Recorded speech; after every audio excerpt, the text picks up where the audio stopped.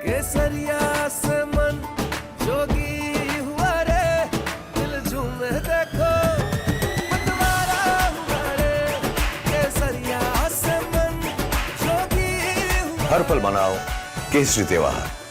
विमल, बोलो जुबान केसरी।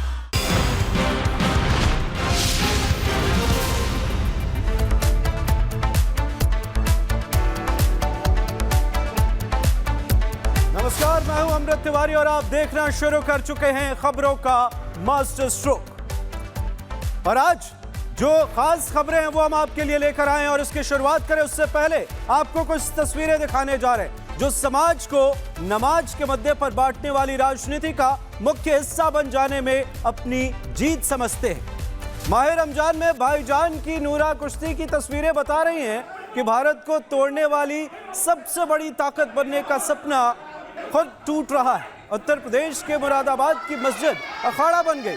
भाईजान वर्सेज भाईजान हुआ और ऐसा हुआ कि नमाजी इबादत छोड़कर अपनी जान बचाने के लिए वहां से भागे। बताया जा रहा है कि अजान के मुद्दे पर बात बढ़ गई और फिर मस्जिद में ही दे दनादन शुरू हो गया। इधर महाराष्ट्र के मालेगांव में नगर निगम दफ्तर में मस्जिद का माहौल बनाने की कोशिश की गई। कुछ लोगों ने नमाज पढ़कर एक नई बहस छेड़ दी। सवाल ये कि दफ्तर काम करने के लिए होता है या फिर नमाज अदा करने के लिए। ये मामला न सिर्फ महाराष्ट्र बल्कि देश की राजनीति में भी गरमाया हुआ है। लेकिन बात यहीं पर खत्म नहीं होती और न ही ऐसी खबरें। नगर निगम के बाद मुंबई एयरपोर्ट पर भी नमाजियों के लिए वीआईपी ट्रीटमेंट की मांग उठ रही है और ये मांग की जा रही है कि मुंबई समेत महाराष्ट्र के एयरपोर्ट पर रमजान के महीने में नमाज अदा करने के लिए अलग से जगह दी जाए। और इस मांग के पीछे कौन है? इसके पीछे तुष्टीकरण की राजनीति करने वाली कांग्रेस और सपा। दोनों पार्टियों ने अपने मुस्लिम वोट बैंक के लिए नियम कायदों को ताक पर रखने में कोई कसर नहीं छोड़ी। कांग्रेस के नेता इमरान मसूद के दिल में तो गिरफ्तार बांग्लादेशियों के लिए भी हमदर्दी है और दोनों ही पार्टियां सरकारी दफ्तर में नमाज पढ़ने वालों के पक्ष में खड़ी हैं। क्या है पूरा मामला, आपको एक खास रिपोर्ट में दिखाते हैं।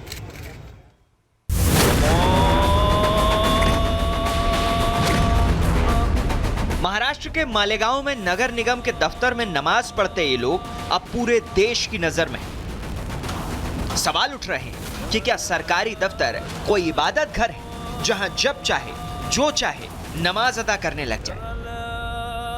हैरत की बात तो ये है कि ये लोग बाहर से आए और मालेगांव नगर निगम के विद्युत विभाग के दफ्तर में नमाज पढ़ते दिखे। सोशल मीडिया पर वायरल इस वीडियो के साथ यह दावा किया गया कि मालेगांव के एक वार्ड के कुछ लोग वहां विरोध जताने पहुंचे थे। उनकी शिकायत थी कि लंबे वक्त से उनके इलाके में बिजली नहीं है, लेकिन इसी बीच नमाज का वक्त हो गया और उन्होंने वहीं नमाज पढ़ना शुरू कर दिया। न तो उन्हें किसी अधिकारी ने रोका, न ही किसी ने हटाने की कोशिश की। जैसे ही ये तस्वीरें वायरल हुई, बीजेपी इस पर आग बबूला हो गई। बीजेपी ने सरकारी दफ्तर में नमाज पढ़ने वालों पर कार्रवाई की मांग की। मुख्यमंत्री को इस मामले में एक शिकायती पत्र भी लिख दिया। इनको डेवलपमेंट, मालेगांव के डेवलपमेंट के लिए चुन के दिया है कि जिहाद करने के लिए चुन के दिया है?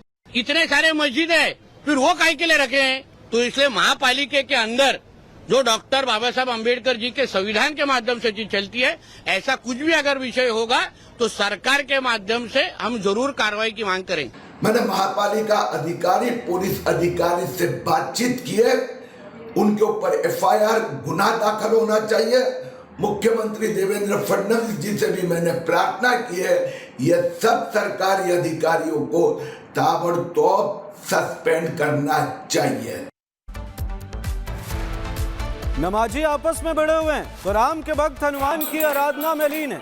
महाराष्ट्र के मालेगांव महानगर पालिका में नमाज का वीडियो सामने आने के बाद हिंदू संगठन के लोगों ने हनुमान चालीसा का पाठ शुरू कर दिया और मुख्यमंत्री को पत्र लिखकर नमाज पढ़े जाने की बात संज्ञान में डाली। इसके साथ ही विपक्ष अपने एजेंडे पर कायम है। सपा नेता अबू आजमी ने नीतीश राणे की सरकारी दफ्तर में नमाज पढ़ने वाली बात को टाल दिया और मदरसों के मुद्दे पर उनके बयान पर हमला बोला।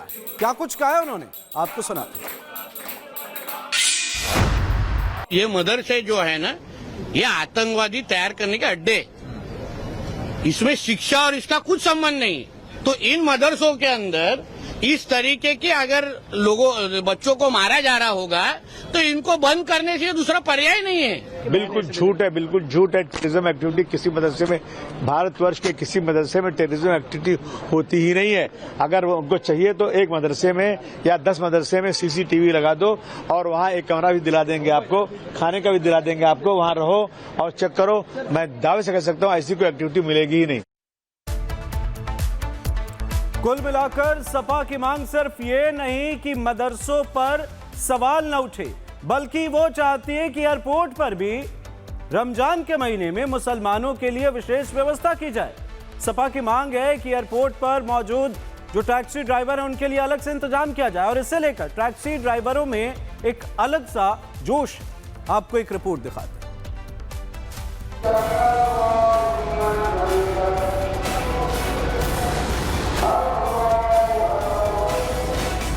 जकारिया मस्जिद, जुमा मस्जिद, रौदत तहेरा, मीनारा मस्जिद, मरकज दारुल फलाह मस्जिद, कोटर गेट मस्जिद, बदरी महल, सुन्नी जमा मस्जिद, ये सारी मस्जिदें अकेले मुंबई में हैं। इसके अलावा और भी होंगी, लेकिन सपा का राग है कि मुसलमानों को नमाज पढ़ने के लिए जगह कम पड़ रही है, इसलिए एयरपोर्ट पर भी नमाज पढ़ने की व्यवस्था की जाए।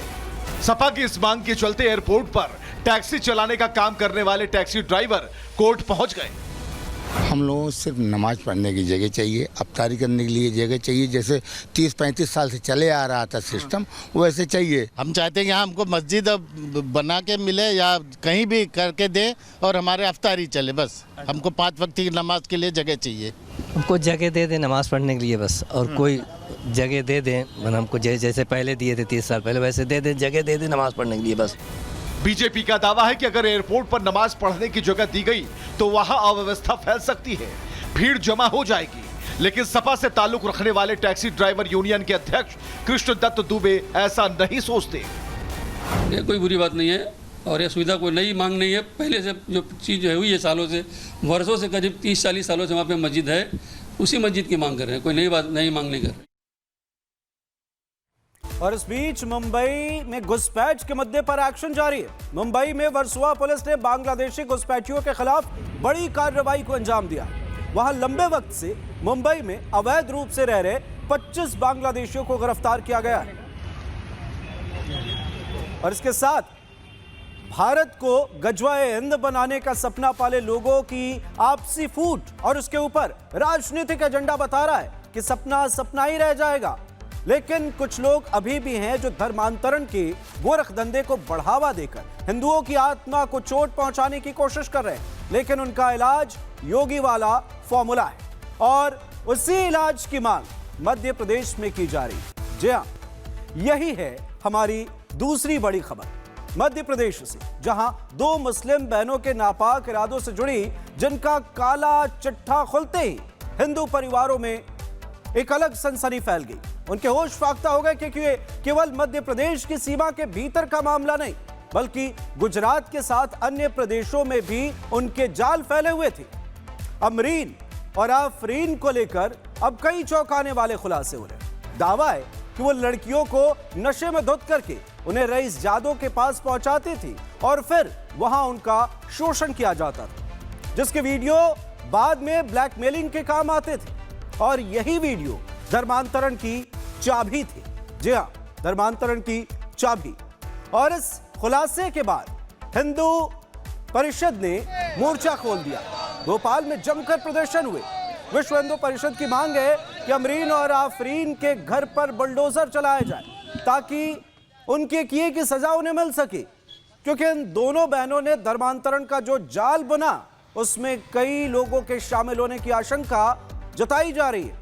और ये क्या है पूरा मामला, इस मामले में जांच का दायरा कहां तक पहुंचा है, आपको एक रिपोर्ट के जरिए दिखाते हैं।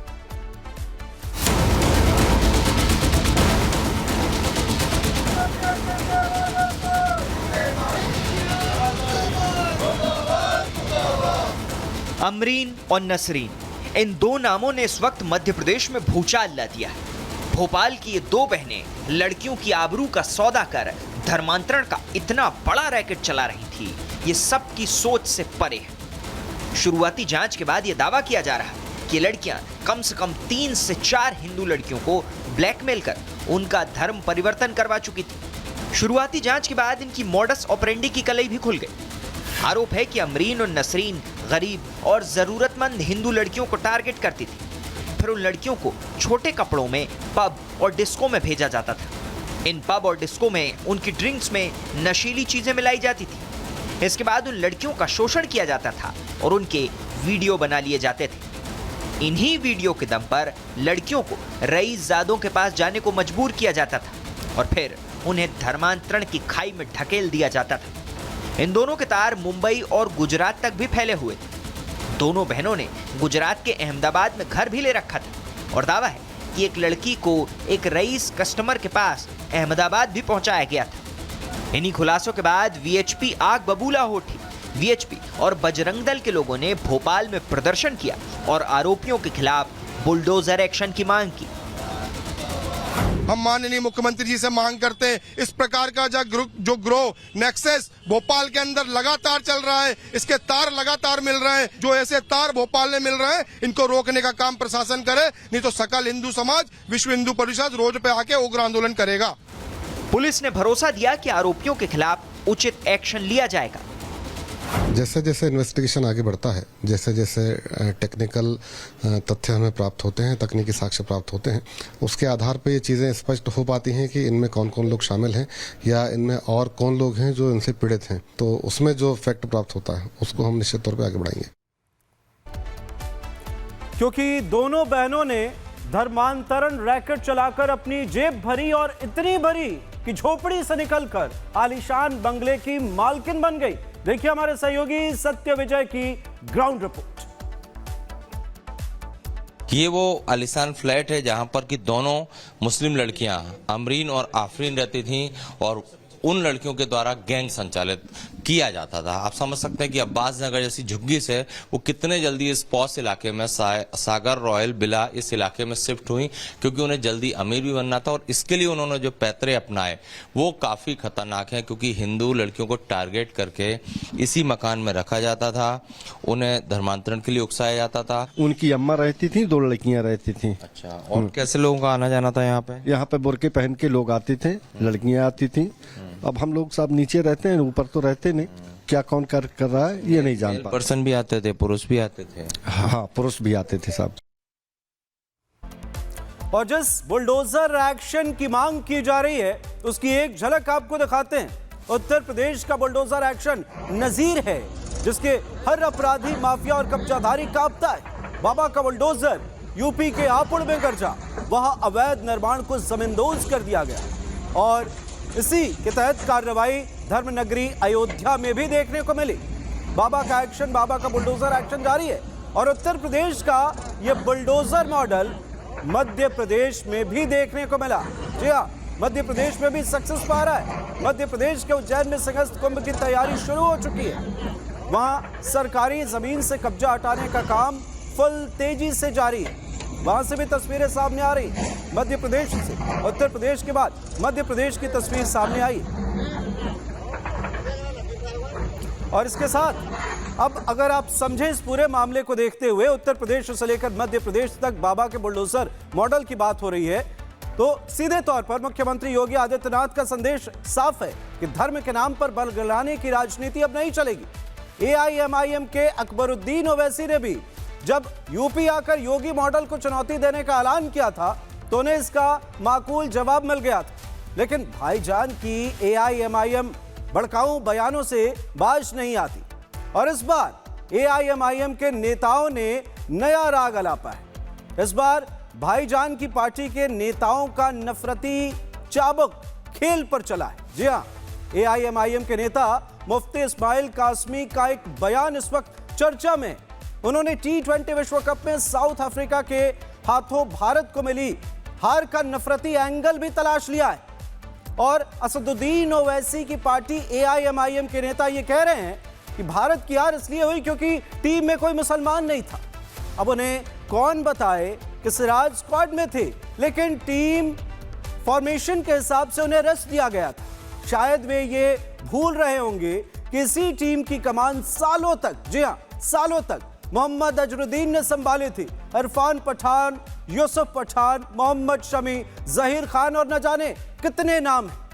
लेकिन अगर आपने नफरत का चश्मा पहन रखा हो, कानों में मजहबी पट्टा हो, तो ना कुछ सुनाई देता है और ना दिखाई देता है। और यही हुआ है, ओवैसी की पार्टी के नेता को मौलाना रशीद का भी साथ मिला है।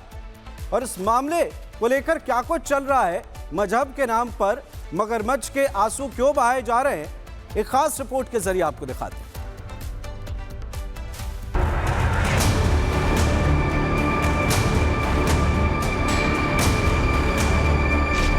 चीन को क्रिकेट मैच से क्या करना है, मगर ये पड़ोसी के लोग समझ में नहीं आता। ओवैसी का ये बयान 28 अक्टूबर 2021 का है, तब का जब पाकिस्तान के एक मंत्री ने खुले मंच से कहा था कि क्रिकेट में पाकिस्तान की जीत मतलब इस्लाम की कामयाबी।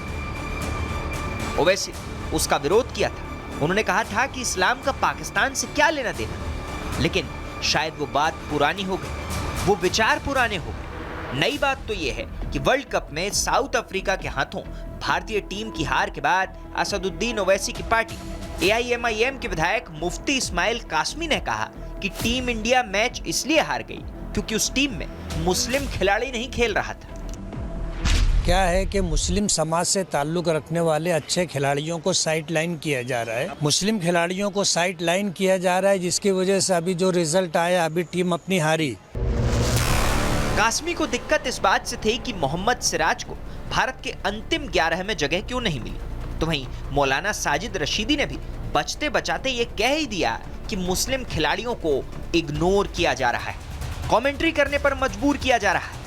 रशीदी मानते हैं कि हिंदुस्तान में हिंदू मुसलमानों की नफरत का ये परिणाम है। लेकिन बात कहीं बढ़ ना जाए तो चलते चलते बस इतना कहा कि हार जीत का मसला इससे जोड़कर नहीं देखा जा सकता।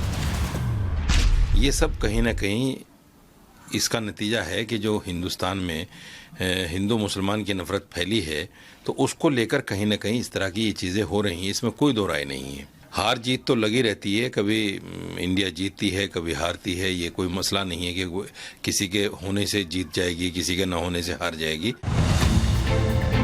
कुल मिलाकर मकसद इतना है कि क्षेत्र कोई भी हो, हिंदू मुसलमान को बीच मिलाकर अपनी सियासत चमकाई जाती रहे। इनके लिए भारत की हार से बड़ा गम यह है कि मुसलमानों को क्यों इग्नोर किया। शायद मदरसों में स्पोर्ट्समैनशिप का पाठ नहीं पढ़ाया जाता, लेकिन खिलाड़ियों को जरूर पता है कि खेल और देश बड़ा है, न कि धर्म और मजहब। सुना आपने, मुस्लिम प्लेयर को बैठाया इसलिए हार गए। हद दर्जे का पागलपन है ये तो। खैर, पार्टी का क्या कहना, ओवैसी खुद भी तो यही सोच रखते हैं। जब एशिया कप में भारत ने जोरदार जीत हासिल की थी, उसमें मोहम्मद सिराज की घातक गेंदबाजी देखने को मिली थी। तब ओवैसी ने सिराज की तारीफ में कसीदे पढ़े थे। उसी मैच में हार्दिक पांड्या ने भी तगड़ी गेंदबाजी की थी। शुभमन गिल और ईशान किशन ने 6 ओवर में मैच खत्म कर दिया था। लेकिन ओवैसी के लिए देश और खेल बाद में, मजहब पहले। यानी हर जगह वही एजेंडा। जनाब, कम से कम खेल को तो बख्श दो, क्योंकि खिलाड़ियों के मन में इस तरह का भेदभाव न पहले कभी था न कभी होगा। और इन्हीं के नक्शे कदम पर चलने वाले एक और नेता हैं अखिलेश यादव, जिन्हें हर बेहतर काम से आपत्ति होने लगी, क्योंकि लखनऊ में बीएसपी विधायक के ठिकानों पर छापा पड़ने से अखिलेश का पारा चढ़ गया। वो तो जैसे इसी तलाश में थे कि मौका मिले और वो योगी की विदेश यात्रा पर निशाना साधे।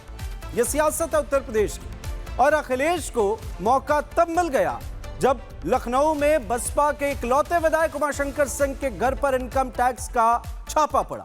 50 से ज्यादा अफसर गाड़ियों के साथ विधायक के गोमती नगर स्थित आवास पहुंचे, पूरे घर को घेर लिया। किसी को भी अंदर जाने या बाहर निकलने की मनाही थी। उमाशंकर सिंह के 3 ठिकानों पर इनकम टैक्स की टीम ने रेड मारी। लखनऊ में उनके आवास के साथ साथ सोनभद्र के ठिकानों, बलिया स्थित आवास और ऑफिस पर भी आईटी की छापेमारी हुई। एक्शन की तस्वीरें नजर आई। बीएसपी विधायक के 3 ठिकानों पर इनकम टैक्स की रेड से प्रदेश का सियासी पारा चढ़ा हुआ है। ये रेड ऐसे समय में हो रही है जब सीएम विदेश दौरे पर है। सीएम योगी का संदेश बिल्कुल साफ है, यूपी में करप्शन के लिए कोई जगह नहीं है, न कभी आगे होने देंगे। प्रदेश में भ्रष्टाचार के खिलाफ जीरो टॉलरेंस की नीति और अब ये फाइलों से निकलकर एक्शन में बदल चुकी है। और ऐसा ही एक्शन ओडिशा की राजधानी भुवनेश्वर में भी देखने को मिला, जहां चर्चा का विषय बनी विजिलेंस की एक मामूली ट्रैप कार्रवाई। उस वक्त सनसनीखेज बन गई जब 30,000 रुपए का रिश्वत लेते पकड़े गए और इस मामले में अधिकारी के घर से 4 करोड़ रुपए से ज्यादा की नकदी बरामद। नकदी की मात्रा इतनी ज्यादा थी कि विजिलेंस टीम को नोट गिनने की मशीन तक मंगानी पड़ी। लेकिन सबसे पहले आपको दिखाते हैं यूपी में बीएसपी के विधायक के ठिकानों पर पड़े छापे की डिटेल रिपोर्ट।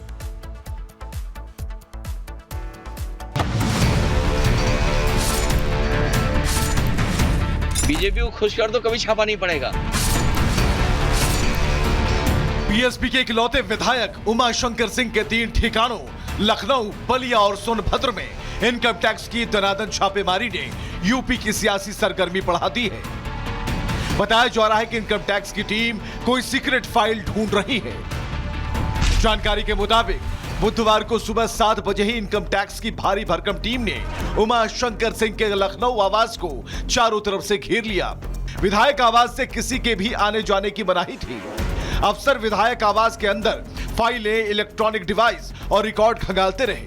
आयकर विभाग वित्तीय लेन देन और संपत्ति से जुड़े दस्तावेजों की जांच कर रहा है।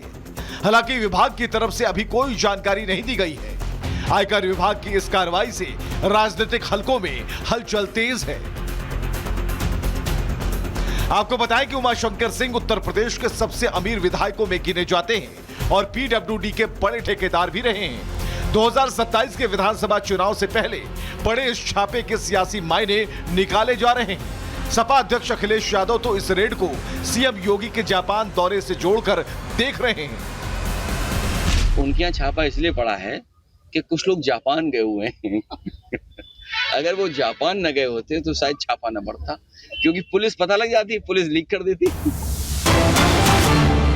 और इस वक्त की बड़ी खबर, दिल्ली और हिमाचल पुलिस में टकराव। शिमला में दिल्ली पुलिस के खिलाफ केस दर्ज। दिल्ली पुलिस ने 3 लोगों को जबरन उठाया है। ये बड़ी खबर आपको बता रहे हैं। शिमला में दिल्ली पुलिस के खिलाफ केस दर्ज किया गया है। इस वक्त की बड़ी जानकारी, जहां दिल्ली और हिमाचल पुलिस में टकराव की खबर है। कुछ तस्वीरें भी सामने आई हैं, आपको दिखा रहे हैं। और इस मामले को लेकर अब आगे क्या होगा वो तो देखना होगा, लेकिन जांच का सिलसिला जारी है। ये तस्वीरें हम आपको दिखा रहे हैं। शिमला में दिल्ली पुलिस को लेकर टकराव की एक स्थिति बनी। दिल्ली पुलिस ने 3 लोगों को उठाया, ये शिमला पुलिस का कहना है, हिमाचल पुलिस का कहना है। दिल्ली और हिमाचल पुलिस के बीच टकराव की तस्वीरें देखने को मिली है। यह अहम जानकारी हम आपको दे रहे हैं। और इसमें शिमला से 3 लोगों की गिरफ्तारी की खबर।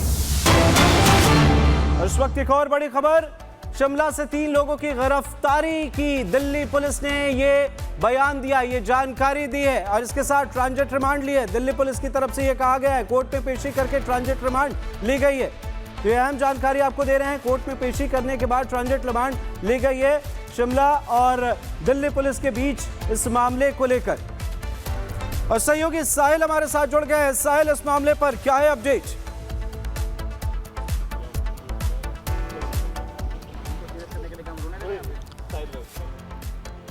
स्पेशल सेल ने शिमला में पहुंच के रेड करी, जहां से 3 लोगों को गिरफ्तार किया, जिनके नाम सौरभ, सिद्धार्थ और अरबाज है। ये वो लोग हैं जिन्होंने एआई समिट के दौरान भारत मंडपम में पहुंच के नारेबाजी की थी और इसके बाद ये फरार चल रहे थे। इसलिए स्पेशल सेल की टीम को इनपुट मिला था। आज सुबह शिमला पहुंची थी स्पेशल सेल की टीम और सादे कपड़ों में वहां पे पहुंची थी और वहां से 3 लोगों को गिरफ्तार किया गया। उनको कोर्ट में पेश किया गया। कोर्ट में पेशी के बाद जो है वहां पे शिमला पुलिस सामने आती है, क्योंकि लोकल स्थानीय लोगों ने पीसीआर कॉल कर दी और ये जानकारी जानकारी दी कि 15 से 20 लोग जो है सादे कपड़ों में एक रिसोर्ट में रुके हुए हैं, एक थार गाड़ी भी मौजूद है और 3 लोगों को पकड़ा हुआ है, जिसके बाद लोकल पुलिस टीम मौके पे जाती है और सभी जो स्पेशल सेल की पुलिस टीम वहां पे पहुंची थी उनको कुछ घंटों तक पुलिस थाने के अंदर बिठाए रखते हैं, जिसके जो दिल्ली पुलिस के जो बड़े अधिकारी हैं वो हिमाचल पुलिस की बड़े अधिकारियों से जो है आपस में कोऑर्डिनेशन करते हैं, बातचीत करते हैं। उसके बाद उन तीनों आरोपियों को कोर्ट में पेश किया जाता है और ट्रांजिट रिमांड लेके दिल्ली पुलिस की स्पेशल सेल की टीम जो थी वो शिमला से रवाना हो रही थी, लेकिन एक बार फिर से उनको बीच में शिमला पुलिस ने रोका और तमाम जो चीजें थी वो उनके सामने रखी। उनका ये कहना था कि दिल्ली पुलिस जब हिमाचल में आई तो हिमाचल जिस थाने के एरिया में रेड करनी थी उस थाने की टीम को इत्तला करना था, कोई भी पुलिसकर्मी ड्रेसअप में नहीं आया था। ये तमाम जो आरोप हैं वो शिमला पुलिस की तरफ से लगाए गए और फिलहाल जो जानकारी निकल कर सामने आ रही है कि शिमला पुलिस ने दिल्ली पुलिस पे मुकदमा दर्ज कर लिया है। बिल्कुल बिल्कुल सही कह रहे हैं आप साहिल, नजर बनाए रखिए, आगे भी आपसे अपडेट लेंगे। फिलहाल बहुत बहुत शुक्रिया और यहाँ एक छोटे से ब्रेक के लिए रुक रहे हैं। रिपब्लिक भारत पर खबरों का सिलसिला लगातार जारी।